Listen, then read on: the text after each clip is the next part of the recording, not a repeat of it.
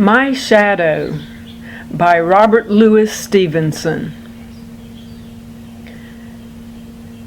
I have a little shadow that goes in and out with me, and what can be the use of him is more than I can see.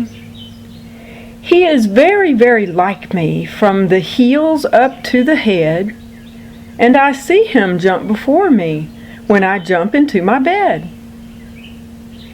The funniest thing about him is the way he likes to grow. Not at all like proper children, which is always very slow. For he sometimes shoots up taller like an India rubber ball. And he sometimes gets so little that there's none of him at all. He hasn't got a notion of how children ought to play, and can only make a fool of me in every sort of way. He stays so close beside me. He's a coward, you can see. I'd think shame to stick to nurse as that shadow sticks to me. One morning, very early, before the sun was up, I rose and found the shining dew on every buttercup. But my lazy little shadow, like an errant sleepyhead, had stayed at home behind me and was fast asleep in bed.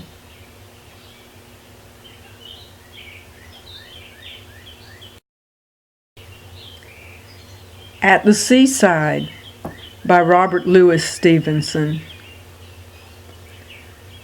When I was down beside the sea, a wooden spade they gave to me to dig the sandy shore.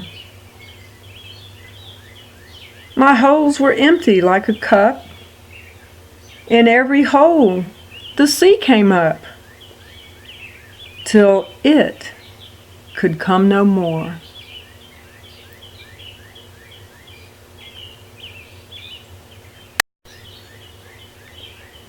Bed in Summer by Robert Louis Stevenson. In winter I get up at night and dress by yellow candlelight. In summer, quite the other way, I have to go to bed by day. I have to go to bed and see the birds still hopping on the tree, or hear the grown-up people's feet still going past me in the street. And does it not seem hard to you, when all the sky is clear and blue, and I should like so much to play, to have to go to bed by day?